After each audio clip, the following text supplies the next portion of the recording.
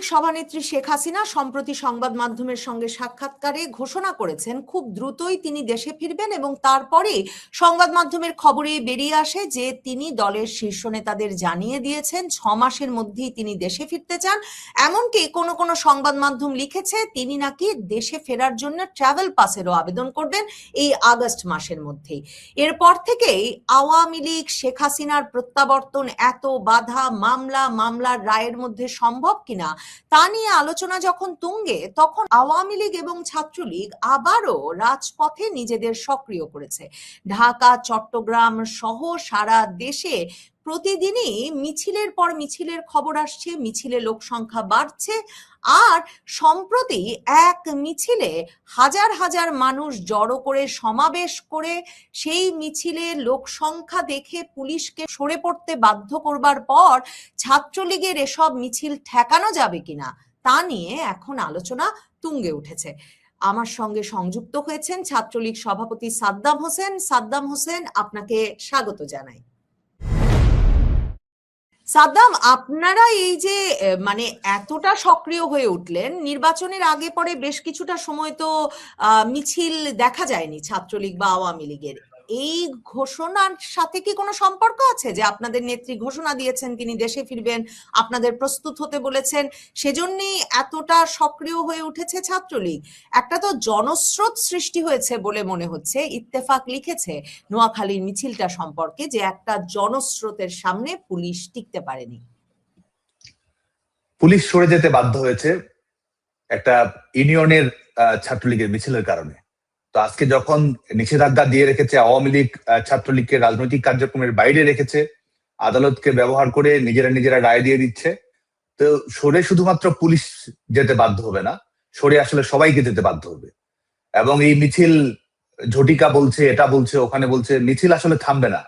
এবং যদি যে প্রক্রিয়া অব্যাহত রাখা হয়েছে, এই প্রক্রিয়া যদি অব্যাহত রাখা হয়, মিছিল শেষ পর্যন্ত সচিবালয়েও চলে যাবে, মিছিল নির্বাচন কমিশনেও চলে যাবে, মিছিল সরকারি বাসভবনেও চলে যাবে। অতএব আমরা যেটা মনে করি যে একটা অন্তর্ভুক্তিমূলক গণতান্ত্রিক রাজনৈতিক প্রক্রিয়া সরকারকে দ্রুত শুরু করতে হবে।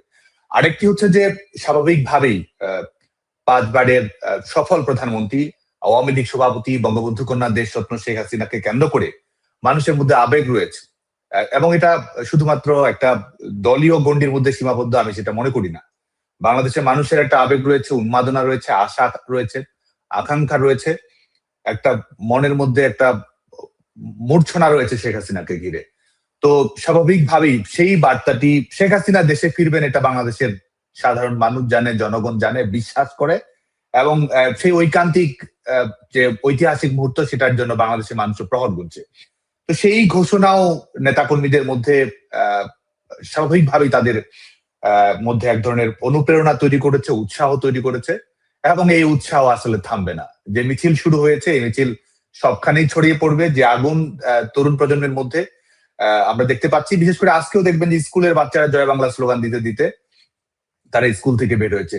গতকালকে 18 জন নোয়াখালীর যে মিছিলের কথা বললেন 3 নং নোয়ান্নই ইউনিয়ন, সেখান থেকে 18 জন শিশু কিশোরকে গ্রেপ্তার করা হয়েছে। বেশিরভাগেরই বয়স 13, 14, 15 বছর, তাদেরকে গ্রেপ্তার করা হয়েছে। মিছিল কি থামছে? মিছিল প্রত্যেক দিনই বাড়ছে, এবং মিছিল এই মিছিল থামবে না। এবং বাংলাদেশের যে রাজনৈতিক বাস্তবতা, আওয়ামী লীগ শুধুমাত্র স্বাধীনতা আন্দোলনের নেতৃত্ব দিয়েছে, সংসদীয় নির্বাচনের ইতিহাসে সবচেয়ে বেশি বার বিজয়ী হয়েছে। আওয়ামী লীগের বাংলাদেশের প্রগতিশীল থেকে শুরু করে একটা গণতান্ত্রিক ভাবাপন্ন মানুষের উল্লেখযোগ্য সংখ্যক সমর্থন আছে।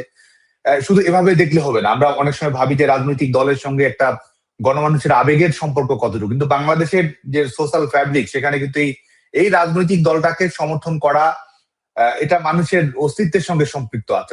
সাধারণ মানুষের চলাফেরা, স্বপ্ন, আশা, বেদনা, ভঙ্গ সবকিছুর সঙ্গে এই দলটা জড়িত আছে। যে কারণে এই দলটিকে আপনি নিষিদ্ধ রাখবেন এবং বঙ্গবন্ধু কন্যাকে আপনি একটা রাষ্ট্রযন্ত্রকে ব্যবহার করে রাজনীতির বাইরে ঠেলে দেওয়ার চেষ্টা করবেন, এবং আপনি মনে করবেন যে আপনি টিকে যাবেন। যারা এটা মনে করছে তারা আসলে বোকার স্বর্গে বসবাস করছে। তো আমরা বিশ্বাস করি যে শেখ হাসিনার প্রত্যাবর্তন তো হবেই। আমাদের দেশে বিদেশে, দেশে আমাদের নেতাকর্মীরা অনেকে একটা নিজের জায়গা ছেড়ে এক ধরনের দেশের অভ্যন্তরীণ ভাবে কিন্তু জায়গা পরিবর্তন করতে হচ্ছে। শুধুমাত্র যে দেশ ছাড়া হয়েছে, দেশ ছাড়তে হয়েছে অনেকেই এই যখন দমন পীড়ন বেড়েছে, জীবনের উপর আক্রমণ এসেছে, সেটি কিন্তু না। তো আমি মনে করি যে সবাই ধাপে ধাপে সক্রিয় হচ্ছে। দেশের বাইরে যারা নেতাকর্মী রয়েছে তারাও ধাপে ধাপে তারা দেশে ফিরছে এবং ফিরবে, এবং এটির মাধ্যমে আমরা বিশ্বাস করি যে আমাদের আন্দোলন সংগ্রাম একটা একটা টার্নিং পয়েন্টে যাবে। সংগঠিত হলেন কখন আপনারা, মানে এতটা সংগঠিত হলেন কখন?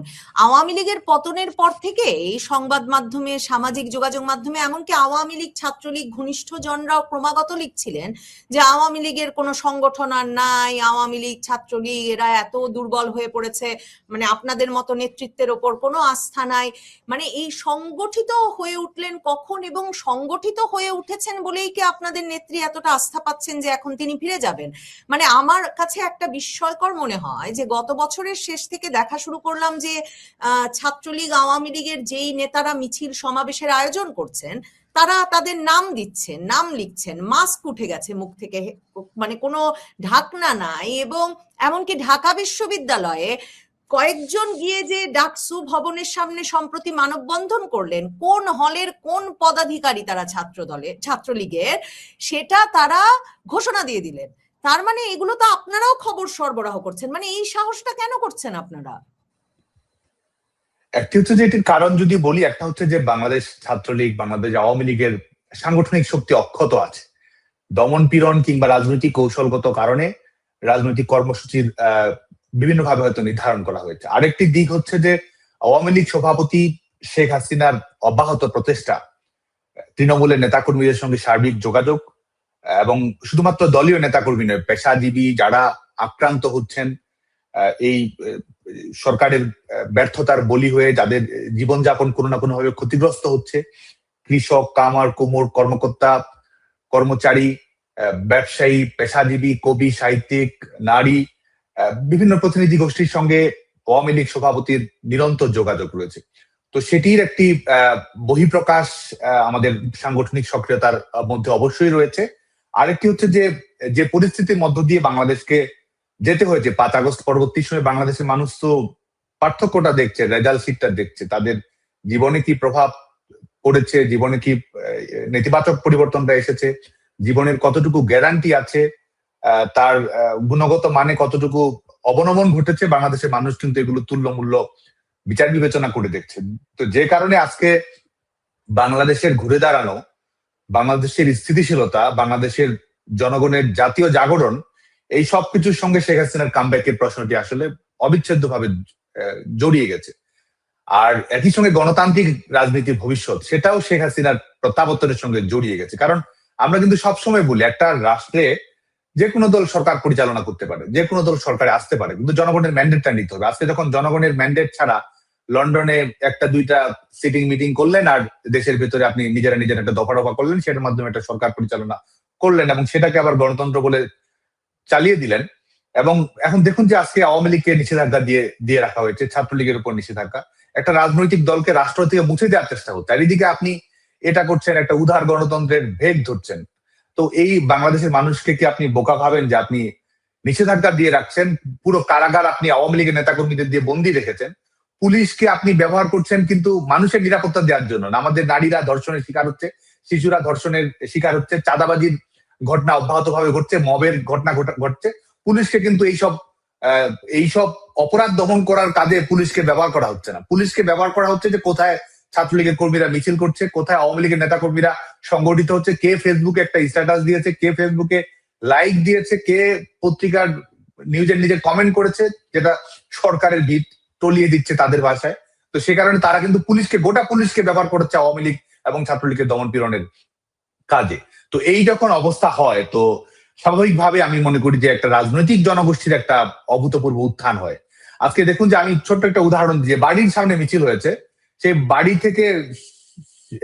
বাড়ি থেকে এই ঘরগুলোতে গিয়ে, গ্রামগুলোতে গিয়ে বাড়ি তল্লাশি করে তাদেরকে কিন্তু গ্রেপ্তার করা হচ্ছে। হয়তো তার সঙ্গে তার সম্পৃক্ততা নেই, হয়তো আওয়ামী লীগও করে না, এমন হতে পারে আওয়ামী লীগের বিরোধী রাজনৈতিক দলকে সে সমর্থন করে, কিন্তু তাকেও কিন্তু আজকে আক্রান্তের শিকার হচ্ছে। আওয়ামী লীগের নেতাকর্মীদের সঙ্গে ছবি আছে, পুরনো ছবি আছে, সেগুলো দেখে তার ব্যবসা বাণিজ্য গুলো দখল করছে, চাঁদাবাজি নিচ্ছে, চাকরি থেকে বাতিল করে দিচ্ছে। তো আর মানে গোটা বাংলাদেশে কিন্তু আপনি একটা জনগোষ্ঠীকে নির্মূল করার কাজে আপনি ব্যবহার করছেন। তো এই যখন অবস্থা হবে তখন পাল্টা জাগরণ আসলে ঘটবেই।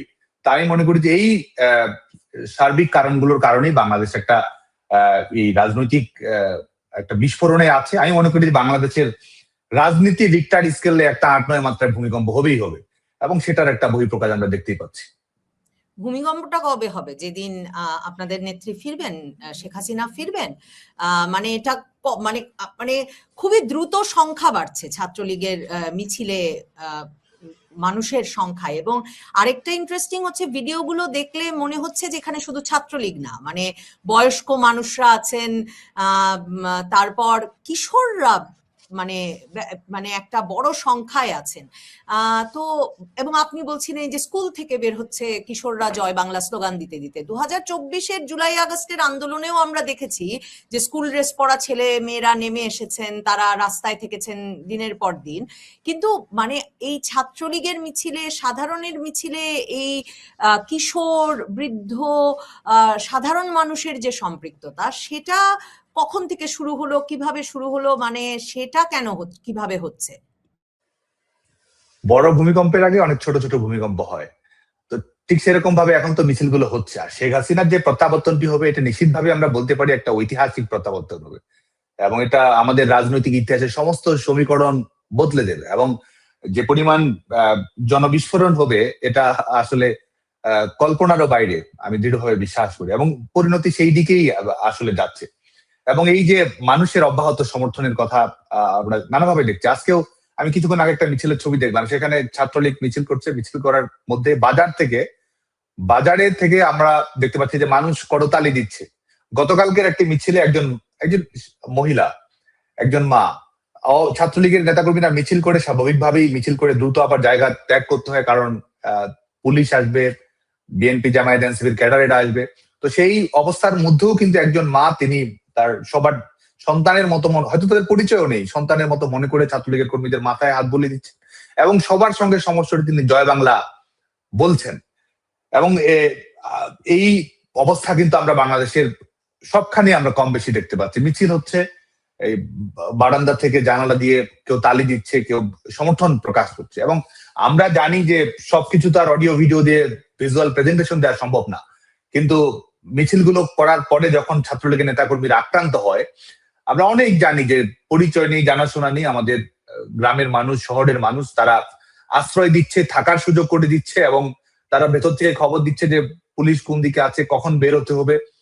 সব ধরনের সহযোগিতা বাংলাদেশের মানুষের কাছ থেকে কিন্তু আমাদের আওয়ামী লীগের নেতাকর্মীরা, ছাত্রলীগের নেতাকর্মীরা সবাই পাচ্ছে। এবং এটা আমি স্পষ্ট করে বলছি যে এরা সমর্থক, কর্মী কোনো কিছুই নয়, সাধারণ মানুষ। বিশেষ করে আমি মনে করি যে শেখ হাসিনার প্রতি ভালোবাসার কারণেও, মুক্তিযুদ্ধের প্রতি ভালোবাসার কারণেও, এবং জয় বাংলার প্রতি মানুষের একটা স্বতঃস্ফূর্ত উন্মাদনা আছে, সেটার কারণে, এবং যে যাপিত জীবনের অভিজ্ঞতা, ভবিষ্যৎ নিয়ে অনিশ্চয়তা, এটার কারণে এই সমর্থনটা আসলে বৃদ্ধি পাচ্ছে। সংগঠন কি আপনারা পুরোপুরি গুছিয়ে ফেলেছেন? এবং মানে আপনারা কবে ফিরবেন? নেত্রী যাওয়ার আগে, না নেত্রী যাওয়ার পরে? নাকি আপনারা যেখানে আছেন দেশে নতুন নেতৃত্ব গড়ে উঠছে, দেশে সংগঠন সংগঠিত হয়ে গেছে, আপনাদের পরিকল্পনাটা কি? এক হচ্ছে যে মাঠে যারা নেতৃত্ব দিচ্ছে, রাজপথে যারা লড়াই করছে, সংগ্রাম করছে, তারাই আমাদের আন্দোলনের অধিনায়ক, তারাই আমাদের আন্দোলনের ক্যাপ্টেইন। আমরা কোঅর্ডিনেট করছি, ফ্যাসিলিটেট করার চেষ্টা করছি, কিন্তু আমাদের দেশের অভ্যন্তরে থাকা আমাদের নেতাকর্মীরাই সাহসিকতার সঙ্গে কাজ করে যাচ্ছে। পরিবর্তিত বাস্তবতায় তাদেরকে কেন্দ্র করে আমরা আমাদের সংগঠন পুনর্বিন্যাস করছি। আর আমাদের দেশে ফেরার যে বিষয়, সেটা আমরা দ্রুততার সঙ্গে দেশে প্রত্যাবর্তন করতে চাই, এবং স্বাভাবিক রাজনৈতিক প্রক্রিয়ার মধ্য দিয়ে আমরা আমাদের আন্দোলন সংগ্রামকে এগিয়ে নিয়ে যেতে চাই। সেটার অপেক্ষায় আমরা করছি, এবং একই সঙ্গে সংগঠনকে গুছিয়ে নেওয়া, সাংগঠনিক কাঠামোগুলো তৈরি করা, আন্দোলন সংগ্রামের চ্যালেঞ্জ থাকতে পারে, আঘাত আসতে পারে, সেগুলোর জন্য সার্বিক প্রস্তুতি নেওয়া, এবং আমাদের সবকিছুই প্রকাশ্য। আমরা প্রকাশ্যেই ঘোষণা দিচ্ছি রাজনৈতিক সমীকরণ আমরা বদলে দেব, প্রকাশ্যেই ঘোষণা দিচ্ছি আমরা আন্দোলন সংগ্রামের মধ্য দিয়ে যে পরিণতি নিয়ে আসতে হয় সেটা আমরা করবো। আরেকটা কথা আমরা স্পষ্ট করে বলতে চাই, আমরা বারবার কিন্তু বলছি যে রাজনীতিটাকে ইনক্লুসিভ করুন, নিষেধাজ্ঞা প্রত্যাহার করুন, স্বাভাবিক রাজনৈতিক কর্মপ্রক্রিয়ার মাধ্যমে যেভাবে জনগণ রায় দেয়, যেভাবে সিদ্ধান্ত গ্রহণ করা হয় সেটি করুন। আর যদি সেটা না করেন, আজকে দেখছি যে পুলিশকে লেলিয়ে দেওয়া হচ্ছে, নিজেরা আক্রমণ করছে, মিছিল করা যেন অপরাধে পরিণত। যে হাত ছাত্রলীগ, আওয়ামী লীগের নেতাকর্মীদের দিকে ধেয়ে আসছে, আমরা স্পষ্ট করে বলতে চাই সেই হাত কিন্তু সময় মতো আমরা গুড়িয়ে দেব। যারা আক্রমণ করছে তাদের কিন্তু যা যা শাস্তি পাওয়ার সময় মতো সব শাস্তি দেওয়া হবে, আইন আনুক এবং রাজনৈতিক যা যা করার প্রয়োজন আমরা তাই করব। রাজনীতিকে যদি রাজনৈতিকভাবে মোকাবেলা করতে দেন, অবশ্যই আমরা রাজনৈতিকভাবে মোকাবেলা করতে চাই, সুস্থ স্বাভাবিক সহিষ্ণু গণতান্ত্রিক রাজনীতি আমরা চাই। কিন্তু আমাদের রাজনৈতিক অধিকার থাকবে না, জীবনের গ্যারান্টি থাকবে না, এবং এই ভুল যদি সরকার সংশোধন না করে এই ভুলের মাসুল কিন্তু সরকারকে দিতে হবে। তো সেই বার্তাটিও আমরা দিতে চাচ্ছি। আমরা স্পষ্ট করে বলছি যে এটার শেষ না দেখে আমরা ছাড়বো না। অতএব আপনারা দ্রুততার সঙ্গে নিষেধাজ্ঞা প্রত্যাহার করে গণতান্ত্রিক রাজনীতির দুয়ারটা উন্মুক্ত না করুন, না হলে সেই দরজা কিন্তু সময় মতো ভেঙে দিয়ে বাংলাদেশের রাজনীতি কিভাবে গড়তে হয় সেটা আমাদের জানা আছে। কিন্তু সাথে একটা প্রশ্ন না করেই পারছি না, এই যে পুলিশ সরে গেছে, 6 জন মাত্র পুলিশের দল ছিল, কিন্তু হাজার হাজার মানুষের দিক থেকে কোনো প্রতিরোধ পুলিশের প্রতি করা হয় নাই। মানে 2024-এর জুলাই আগস্ট আন্দোলনে তো আমরা পুলিশের প্রতি খুবই একরকমের মানে পুলিশ হত্যার ঘটনা দেখেছি, ঝুলিয়ে রাখার ঘটনা দেখেছি। আমার মনে পড়ছে যে বাংলা মোটরে যখন ছাত্রলীগের বিরাট মিছিল হয়েছিল এনসিপির অফিসের নিচে অনেকক্ষণ ধরে স্লোগান টোগান দিয়ে, তখনও পুলিশের সাথে ব্যানার টানাটানি দেখেছি, কিন্তু শত শত মানুষের মিছিল থেকে পুলিশের ওপর কোনো মানে প্রতিরোধ গড়ে তুলতে দেখা যায় নাই। মানে আপনাদের আপাতত মানে এমনকি আজকে একটা ভিডিও দেখেছি যে বিএনপির এক নেতা নাকি ছাত্র দলের এক নেতা এসেছেন, তো তিনি করছেন, মিছিলকারীরা ব্যানার রেখে তারা উল্টো দিকে হাঁটা শুরু করেছেন। তো আপনারা কি আপাতত একটা শান্তিপূর্ণ মানে পথে এগোতে চাচ্ছেন কিনা?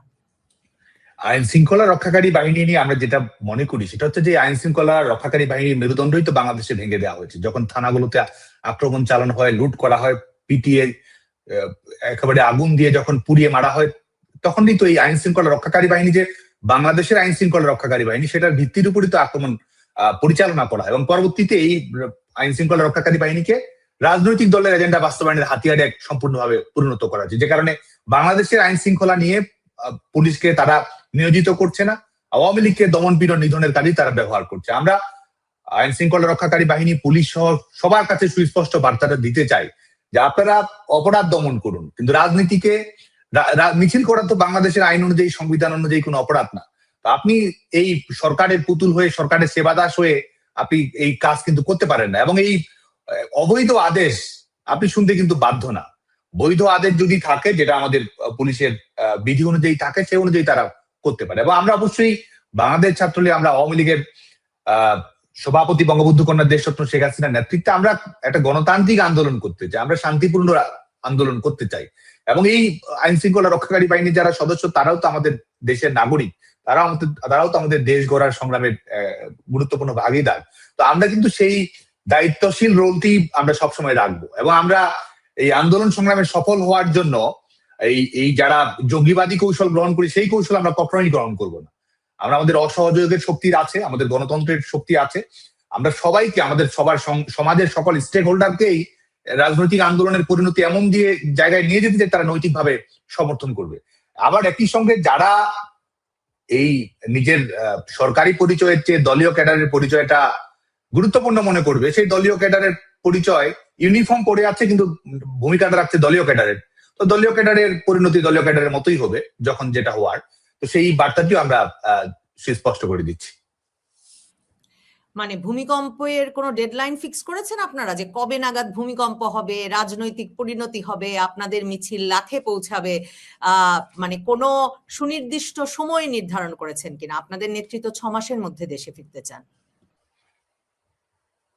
শেখ হাসিনার প্রত্যাবর্তনে বাংলাদেশের কোটি মানুষ শেখ হাসিনাকে স্বাগত জানাবে, আর এটির টাইম লাইন, এটার জন্য কোনো ডেডলাইন, আমরা একটা আন্দোলনের প্রক্রিয়ার মধ্য দিয়ে রয়েছি, একটা রোডম্যাপের মধ্য দিয়ে রয়েছে। এবং শেখ হাসিনার আন্দোলনের কৌশল যদি দেখেন, শেখ হাসিনার আন্দোলনে জনগণ নির্ভরতা রয়েছে, শেখ হাসিনার আন্দোলনে জনগণের স্বস্তি, জনগণের দিক থেকে প্রায়োরিটি, সেই বিষয়টি তিনি সবচেয়ে বেশি ফোকাস করেন। এবং এই জুলাই আগস্টেও মানুষের নিরাপত্তা নিশ্চিত করা, সেটিও কিন্তু এই সিদ্ধান্ত গ্রহণ প্রক্রিয়ায় প্রভাবক রেখেছে।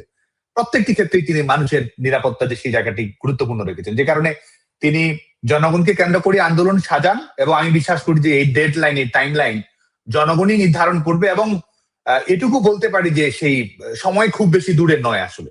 অসংখ্য ধন্যবাদ সাদ্দাম হোসেন।